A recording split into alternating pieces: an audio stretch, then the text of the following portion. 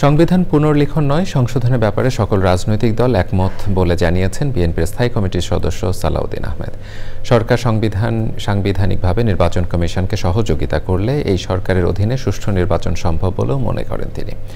রাজধানীতে বিভিন্ন রাজনৈতিক দলের প্রতিনিধিদের সাথে আলোচনায় ফ্যাসিবাদ বিরোধী সকল দলকে নিয়ে গণতান্ত্রিক রাজনৈতিক সংস্কৃতি তৈরির উপর গুরুত্ব আরোপ করেন নেতারা। মইনুল হাসানের রিপোর্ট। জাতীয় ঐক্য সংহত করতে বিএনপি, জাতীয় নাগরিক কমিটি সহ বিভিন্ন দল সংগঠনের নেতাদের নিয়ে রাজধানীর বিজয়নগরে চা চক্রে আয়োজন করে নাগরিক ঐক্য।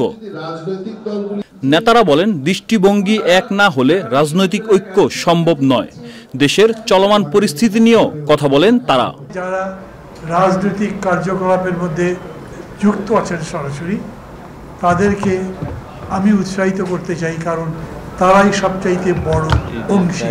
এই রাজনৈতিক দলগুলোর দায়িত্ব গ্রহণ করতে হবে যে তারা জুলাই আগস্টের মধ্য দিয়ে মানুষের যে নতুন স্বপ্ন তৈরি হয়েছে, একটু মৌলিক পরিবর্তনের আরো একটু গোড়া ধরে টান দেওয়ার। বিএনপির স্থায়ী কমিটির সদস্য ইকবাল হাসান মাহমুদ টুকু বলেন, সরকারের উচিত আইন শৃঙ্খলা উন্নয়ন, দ্রব্যমূল্য নিয়ন্ত্রণ ও নির্বাচন কেন্দ্রিক কার্যক্রমের দিকে যাওয়া। আমি মনে করি যে সরকারের উচিত এখন তার ক্যানভাসটাকে ছোট করে নিয়ে এসে আইন শৃঙ্খলা, বাজার দর এবং নির্বাচনের দিকে ধাবিত হওয়া। বিএনপির স্থায়ী কমিটির আরেক সদস্য সালাউদ্দিন আহমেদ বলেন, নির্বাচনের মাধ্যমে দেশে যদি গণতান্ত্রিক সরকার প্রতিষ্ঠিত না হয়, তাহলে মধ্যমেয়াদী দীর্ঘমেয়াদী সংস্কার অভ্যুত্থানের উদ্দেশ্য সফল হবে না।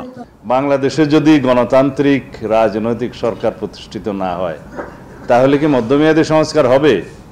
দীর্ঘমেয়াদী সংস্কার হবে? জনগণের আকাঙ্ক্ষা পূর্ণ হবে?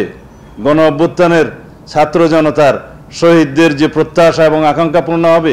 কিছুই হবে না। ৭১-এর সাথে ২৪-এর তুলনা ঠিক নয় বলে উল্লেখ করেন বিএনপির এই নেতা। Moinul Hasan, Channel I, Dhaka.